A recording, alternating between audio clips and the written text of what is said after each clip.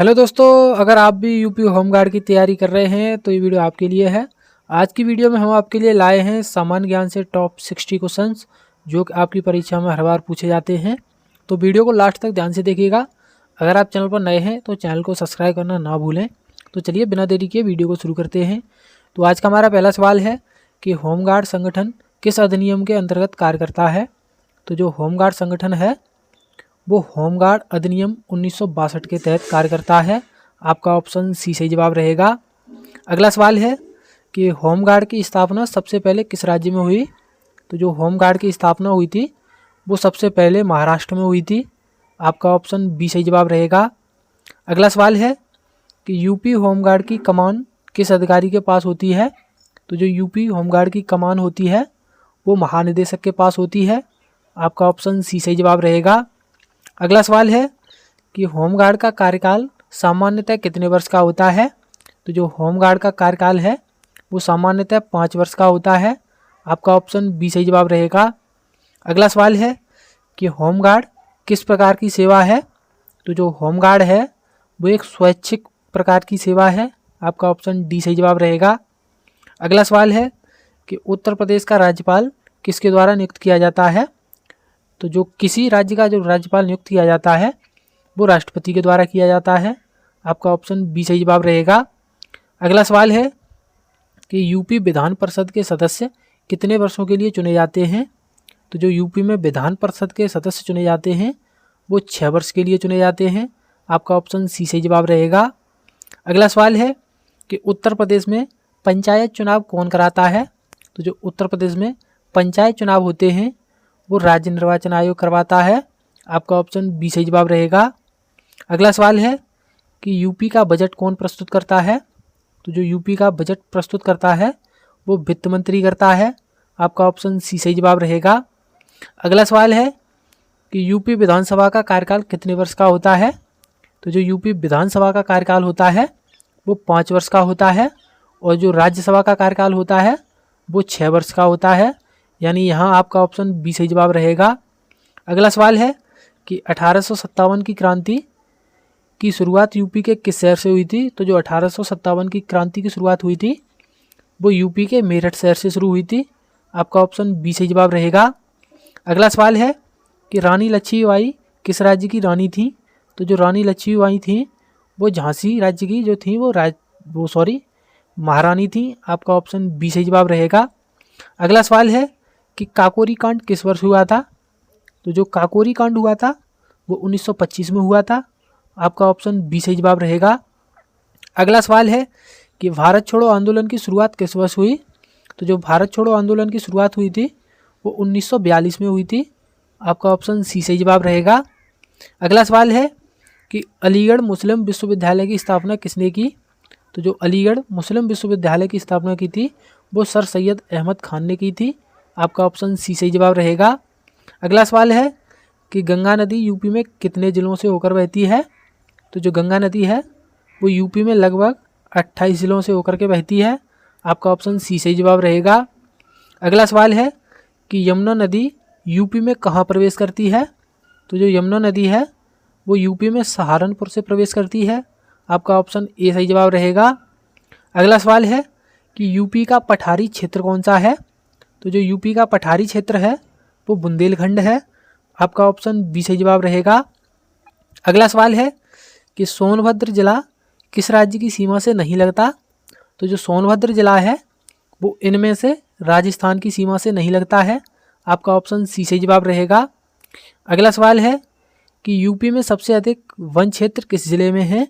तो जो यूपी में सबसे अधिक वन क्षेत्र हैं वो सोनभद्र जिले में है। आपका ऑप्शन सी सही जवाब रहेगा। अगला सवाल है कि मानव शरीर में सबसे बड़ी ग्रंथि कौन सी है। तो जो मानव शरीर में सबसे बड़ी ग्रंथि है वो यकृत है। आपका ऑप्शन सी सही जवाब रहेगा। अगला सवाल है कि रक्त का लाल रंग किसके कारण होता है। तो जो हमारे खून का जो लाल रंग होता है वो हीमोग्लोबिन के कारण होता है। आपका ऑप्शन बी सही जवाब रहेगा। अगला सवाल है कि सबसे कठोर पदार्थ कौन सा है। तो जो सबसे कठोर पदार्थ है वो हीरा है। आपका ऑप्शन बी सही जवाब रहेगा। अगला सवाल है कि पानी का रासायनिक सूत्र क्या है। तो जो पानी का रासायनिक सूत्र है वो H2O है। आपका ऑप्शन ए सही जवाब रहेगा। अगला सवाल है कि सूर्य से पृथ्वी तक प्रकाश पहुंचने में कितना समय लगता है। तो जो सूर्य से पृथ्वी तक प्रकाश पहुंचने में समय लगता है वो लगभग 8 मिनट 20 सेकंड लगते हैं। आपका ऑप्शन बी सही जवाब रहेगा। अगला सवाल है कि राष्ट्रीय आपदा प्रबंधन बल किस वर्ष बना। तो जो राष्ट्रीय आपदा प्रबंधन बल था वो 2006 में बना था। आपका ऑप्शन सी सही जवाब रहेगा। अगला सवाल है कि 112 हेल्पलाइन किससे संबंधित है। तो जो 112 हेल्पलाइन नंबर है वो पुलिस आपात सेवा से संबंधित है। आपका ऑप्शन सी सही जवाब रहेगा। अगला सवाल है कि भारत का राष्ट्रीय खेल क्या है। तो जो भारत का राष्ट्रीय खेल है वो हॉकी है। आपका ऑप्शन बी सही जवाब रहेगा। अगला सवाल है कि भारत का राष्ट्रीय फल कौन सा है। तो जो भारत का राष्ट्रीय फल है वो आम है। आपका ऑप्शन बी सही जवाब रहेगा। अगला सवाल है कि राष्ट्रीय ध्वज में कितने रंग होते हैं। तो जो भारत के राष्ट्रीय ध्वज में रंग होते हैं वो 3 होते हैं, एक केसरिया, एक सफ़ेद और एक हरा, यानी आपका ऑप्शन बी सही जवाब रहेगा। अगला सवाल है कि होमगार्ड किस स्थिति में तैनात किए जाते हैं। तो जो होमगार्ड तैनात किए जाते हैं वो चुनाव, आपदा और त्यौहार यानी तीनों में किए जाते हैं। तो आपका ऑप्शन डी सही जवाब रहेगा। अगला सवाल है कि होमगार्ड को किससे वेतन मिलता है। तो जो होमगार्ड को वेतन मिलता है वो राज्य सरकार से मिलता है।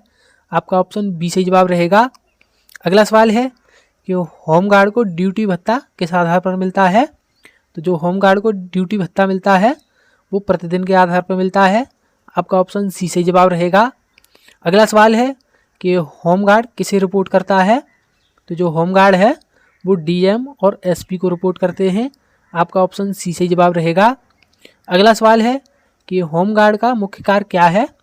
तो जो होमगार्ड का मुख्य कार्य है वो पुलिस की सहायता करना है। आपका ऑप्शन सी सही जवाब रहेगा। अगला सवाल है कि भारत का संविधान लागू हुआ। तो जो भारत का संविधान लागू हुआ था वो 26 जनवरी 1950 को हुआ था। आपका ऑप्शन बी सही जवाब रहेगा।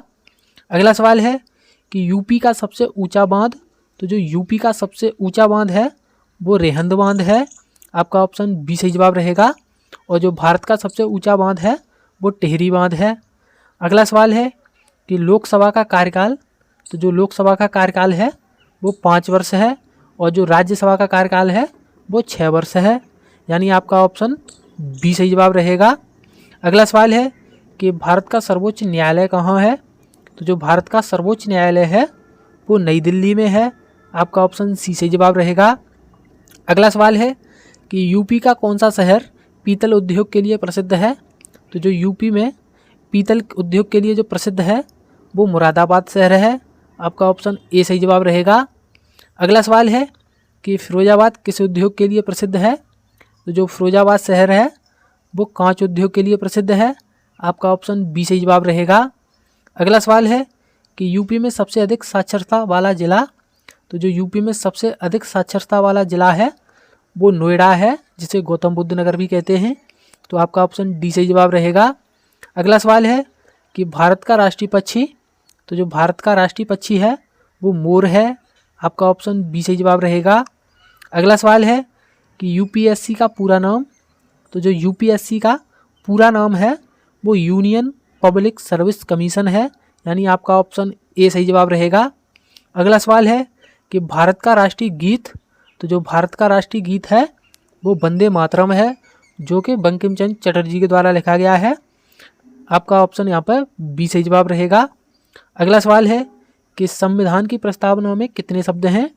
तो जो संविधान है उसकी प्रस्तावना में कुल 45 शब्द हैं। आपका ऑप्शन बी सही जवाब रहेगा। अगला सवाल है कि होमगार्ड किस प्रकार की ड्यूटी करता है। तो जो होमगार्ड हैं वो इनमें से तीनों प्रकार की ड्यूटी करते हैं, यानी आपका ऑप्शन डी सही जवाब रहेगा।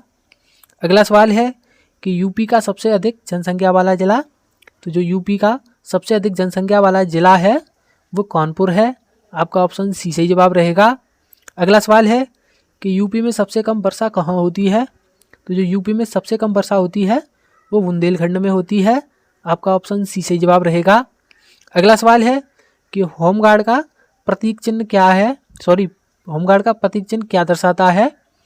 तो वो सेवा व सुरक्षा को दर्शाता है। आपका ऑप्शन डी सही जवाब रहेगा। अगला सवाल है कि भारत में सबसे बड़ी मीठे पानी की झील कौन सी है? तो जो भारत में सबसे बड़े मीठे पानी की झील है वो बुलर झील है। आपका ऑप्शन बी सही जवाब रहेगा। अगला सवाल है कि भारतीय संविधान में नीति निर्देश सिद्धांत किस देश से लिए गए हैं? तो जो भारतीय संविधान में नीति निर्देश सिद्धांत लिए गए हैं वो आयरलैंड से लिए गए हैं। आपका ऑप्शन बी सही जवाब रहेगा। अगला सवाल है कि योजना आयोग की स्थापना किस वर्ष हुई थी?